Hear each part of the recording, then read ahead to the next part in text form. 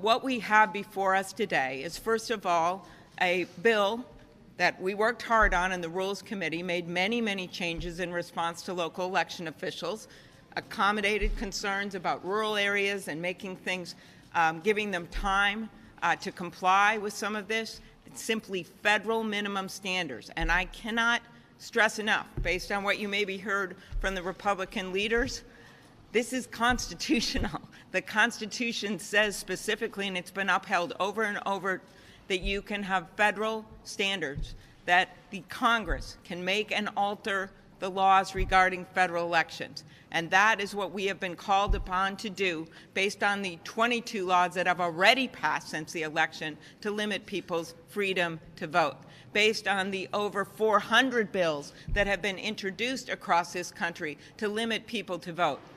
Most political parties, after a national election, when they lose so badly, what do? They step back and look at themselves. Democrats have done this, Republicans have done that. How can we change our candidates? How can we change our positions? How can we change our messages?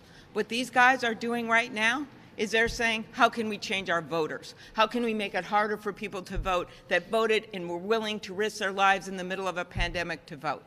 So that's why I am so proud of the work that we've done, that Senator Manchin has come forward in good faith, has put forth a proposal. We've been negotiating through the weekend. You'll see, I know, the proposals that he's put out, but they include things you've already heard about and additional things like same-day registration, something that we've been working on for years, that Senator Tester and I put a bill out on. Things like allowing people to be automatically registered, which he put forward a week ago, when they apply for a driver's license.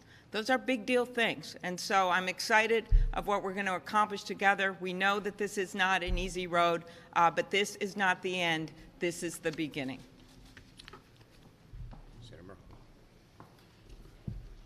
Well, today the bell's going to ring on round one of the fight to defend our Constitution.